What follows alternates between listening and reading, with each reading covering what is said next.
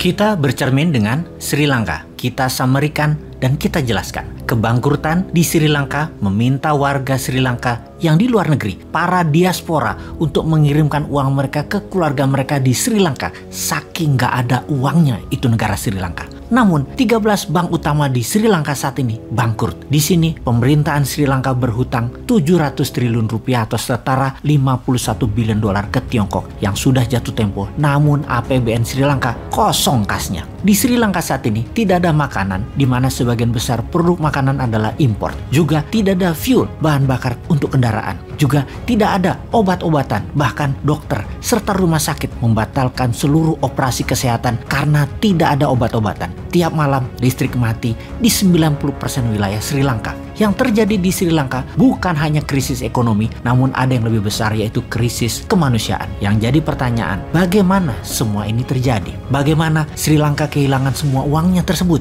Kita akan jelaskan dalam episode kali ini untuk menjadi pelajaran bernegara bagi kita semua. Video kali ini disponsori oleh Dinaran, yang merupakan sistem pembayaran menggunakan emas hingga pecahan 0,01 gram, di mana kalau memerlukan fisiknya bisa diambil di ATM Gold. Saat ini baru 1 unit ATM tersebut, dan di tahun 2022 ini akan menambah 50 unit ATM Gold yang baru di seluruh kota besar di Pulau Jawa dan Bali. Kembali ke Sri Lanka. Pertama ada masalah kebijakan atau government policy. Kemudian ada masalah politik. Dan kemudian ada masalah yang namanya Tiongkok. Akar dari banyak masalah di berbagai negara. Kita mulai dengan kebijakan negara di Sri Lanka. Hasil saat ini adalah buah dari mismanagement yang panjang yang telah dilakukan oleh Sri Lanka, yaitu masalah fundamental. Impor lebih banyak dari ekspor, belanja negara atau spending lebih banyak dari earning atau pendapatan negara. APBN Sri Lanka negatif. Neraca perdagangan defisit karena banyak impor. Anggaran defisit karena kebanyakan belanja spending. Ini juga disebut dengan double debt atau hutang ganda, di mana ini juga biasa disebut dengan resep sukses untuk bencana ekonomi sebuah negara. Cara Sri Lanka menyelesaikan masalah defisit tadi salah kaprah, yaitu dengan malah menambah hutang. Hutang Sri Lanka saat ini 111% dari GDP, alias lebih banyak hutang dari jumlah barang produksinya. Lebih parah lagi, di saat ekonomi sulit di tahun 2019,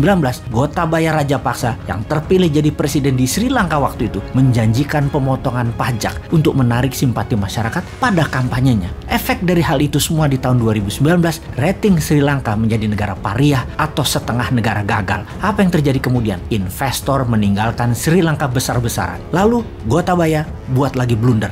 Dia melarang pupuk kimia di Sri Lanka. Bukan untuk kesehatan, namun karena tidak ada dolar untuk membeli pupuk, dia bersandiwara, bernarasi untuk kesehatan. Tapi hal itu semua blunder, membuat petani gagal panen hingga menurunkan jumlah produksi beras hingga 50% turunnya. Sejak Juni 2021, Sri Lanka menjadi pengimpor beras. Di tengah kekacauan tersebut, sejak Juli 2021, di mana dukungan terkuat Rajapaksa adalah Sinhala Buddhist, atau kalau di Indonesia adalah gerakan keagamaan. Dan kemudian saat itu mulai goyang kepercayaannya karena Sinhala Buddhist mulai berbalik membela rakyat, tidak membela Rajapaksa. Ada lagi sebuah kebijakan yang blunder, di mana harusnya mengutamakan pasar atau pro market approach, tetapi malah mengutamakan well driven mode. Maksudnya apa? Malah pamer kemakmuran dengan membangun infrastruktur jalanan. Itulah well driven mode, bukan pro market approach. Padahal isi dari infrastruktur tersebut tidak ada. Fuelnya impor, mobilnya impor, dan untuk mengerjakan hal ini Rajapaksa bekerja sama dengan Tiongkok. Sri Lanka mendapatkan hutang besar dari Tiongkok dalam bilateral debt. Sri Lanka mempertaruhkan ekonominya di tangan Tiongkok. Benar sih, Tiongkok kirim uang Tiongkok.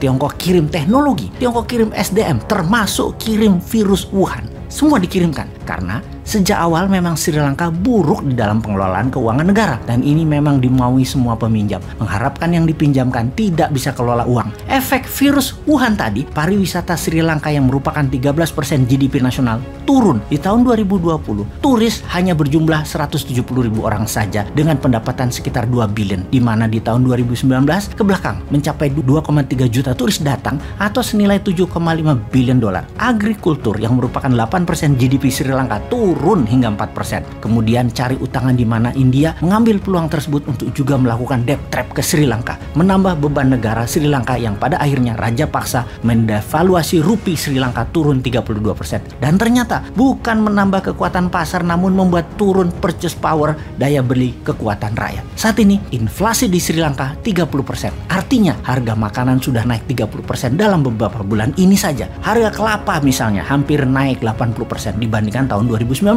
Harga bawang naik 100% dalam 2 tahun ini. Harga beras naik 90%. Harga ayam naik 55%. Yang terjadi di Sri Lanka kalau bisa disimpulkan, inflasi tinggi, utang negara tinggi, tidak punya cadangan devisa, serta mata uang yang turun terus nilainya. Setiap hari, yel-yel masyarakat go gota go menggelegar seantero Sri Lanka. Berapa sih cadangan devisa Sri Lanka saat ini? Hanya 1,9 billion US dollar saja. Hanya sedikit lebih banyak dari kekayaan selebgram dan seorang model Kylie Jenner yang berusia 24 tahun tersebut. Saat ini, Sri Lanka perlu uang untuk memberi makan 22 juta penduduknya, memberi keamanan dan membayar hutang negara. Saat ini untuk membuat muter ekonomi Sri Lanka perlu dana sejumlah 20 billion dolar. Siapa yang mau meminjamkan pada saat jaminan keamanan bernegara dan kelolaan negaranya amburadul seperti itu? Semoga ini semua menjadi pelajaran buat kita.